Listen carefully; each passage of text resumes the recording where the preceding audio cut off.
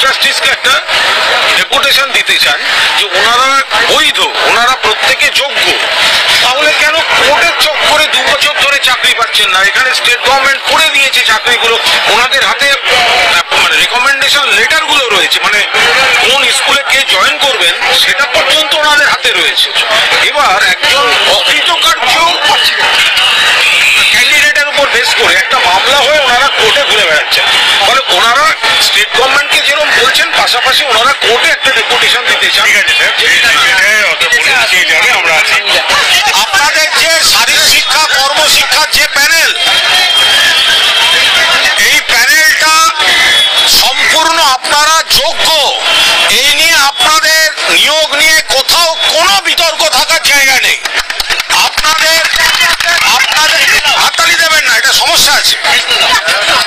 আপনারা যখন মাতঙ্গিনী হাজরার পাদদেশে বসেছিলেন ধর্নায়, তখন আপনাদের কয়েকজন আমার সঙ্গে যোগাযোগ করেন। আমি তখন আমাকে আপনাদের ওখানে নিয়ে যান। নিয়ে যাওয়ার পরে আপনাদের বিষয়টা শোনার পর আমি মাননীয় মুখ্যমন্ত্রীকে জানিয়েছিলাম।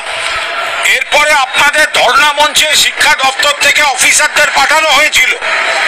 এবার আপনাদের দাবিটা ন্যায্য ছিল, সেই কারণে আপনারা যে আন্দোলন করছেন 1280 জন, ঘটনাচক্রে একজন আমাদের মধ্যে নেই, 1279 জন, তার থেকে বেশি শূন্য পদ মাননীয় মুখ্যমন্ত্রী এই শারীরিক শিক্ষা এবং কর্মশিক্ষার জন্য রাজ্য সরকার করে দিয়েছে। এবার আমার সঙ্গে এনাদের পুরোদস্তুর যোগাযোগ থাকে, ওনারা কখনো কোথাও কোনো জট তৈরি হলে ওনারা ছুটে যান এবং আমরাও চেষ্টা করি সাধ্যমতো পাশে থাকতে।